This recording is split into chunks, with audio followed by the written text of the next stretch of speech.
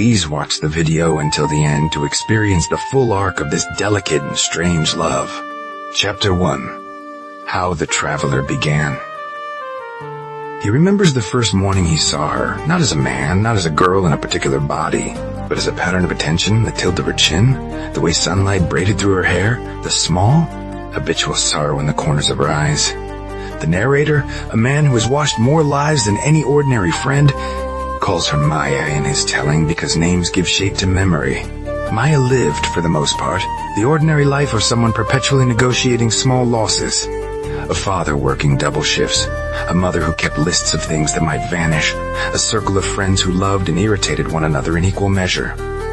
She loved music in mornings.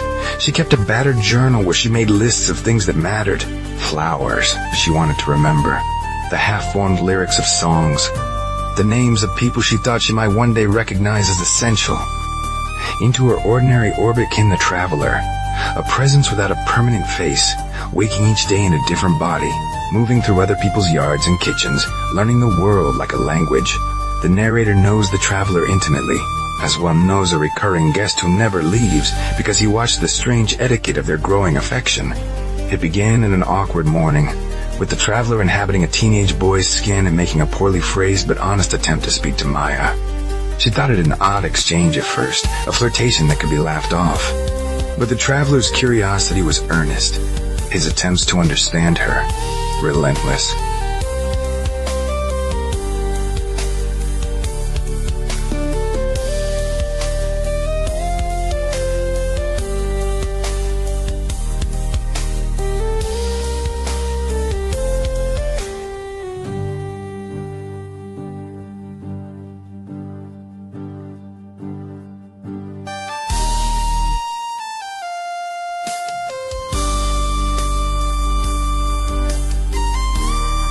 Wise about guardrails could destroy the fragile lives he borrowed. He never stayed long, he did not reveal himself wholesale, and he never altered the course of someone's life intentionally. To him, these were laws of hygiene and morality. To Maya, they were puzzles.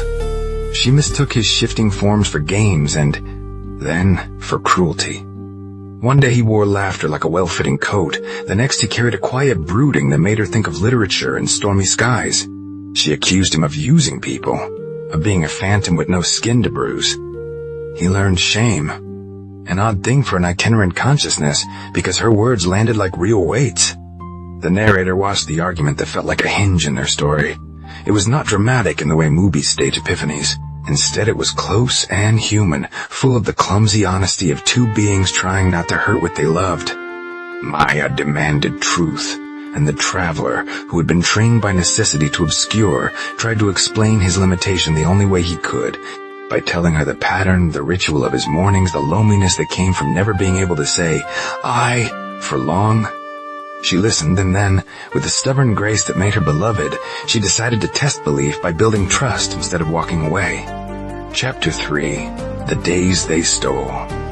What the narrator loved to recount were the ordinary days they stole from the world. They were quiet rebellions, a sunrise on a rooftop where the traveler borrowed an old man's body to carry a cup of coffee in the weight of a promise, a library visit where the traveler, in the guise of a woman with hands stained from paint, learned how Maya liked the smell of pages, an afternoon at a fair where he, inhabiting a father's shoulders, spun her until she laughed in a way that rearranged his molecules.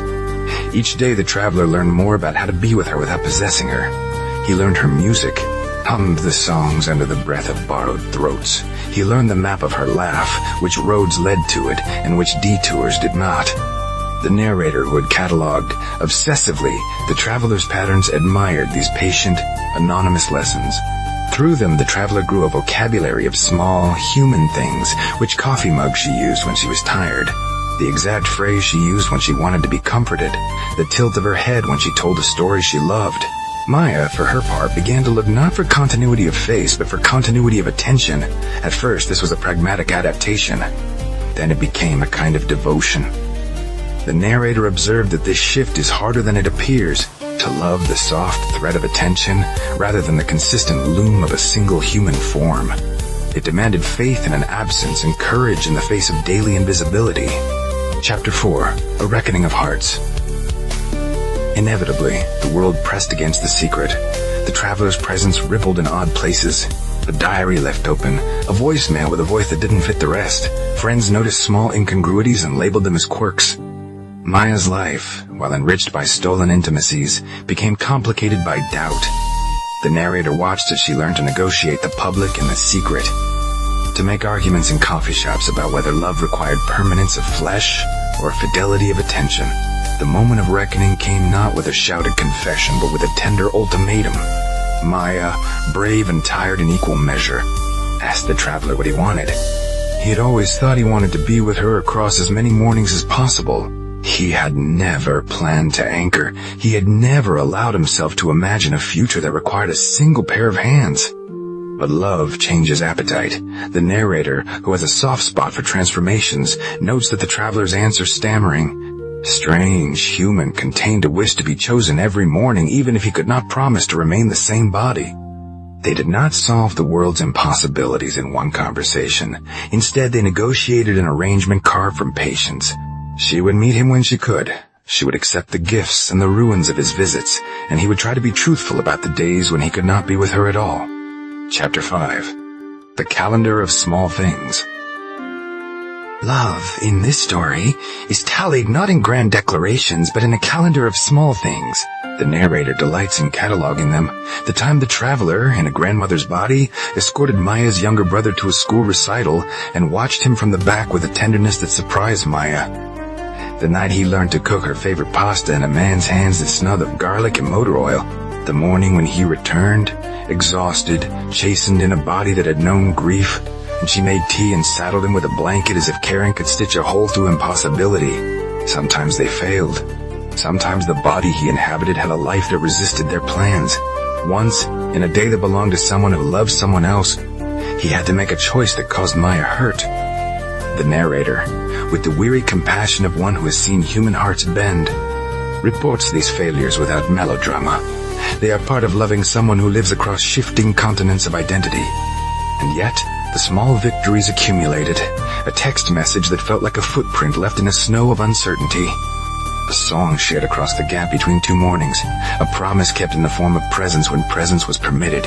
Chapter 6. The Quiet Resolution. The narrator has always preferred quiet endings to theatrical bows. This is a story that does not resolve by erasing its strangeness. There is no tidy spell that makes the traveler permanent in a single pair of hands. Instead, what arrives is a resolution of ethics and intent. Maya and the traveler create a life that is possible within the rules of their strange arrangement. She opens herself, without guarantee, to mornings that will be both gifts and losses. He, in turn, becomes more vigilant about the lives he borrows, more solicitous of the people whose days he briefly occupies. In the narrator's telling, their love is measured by the ways they continue to choose one another despite the everyday impossibility of a predictable face.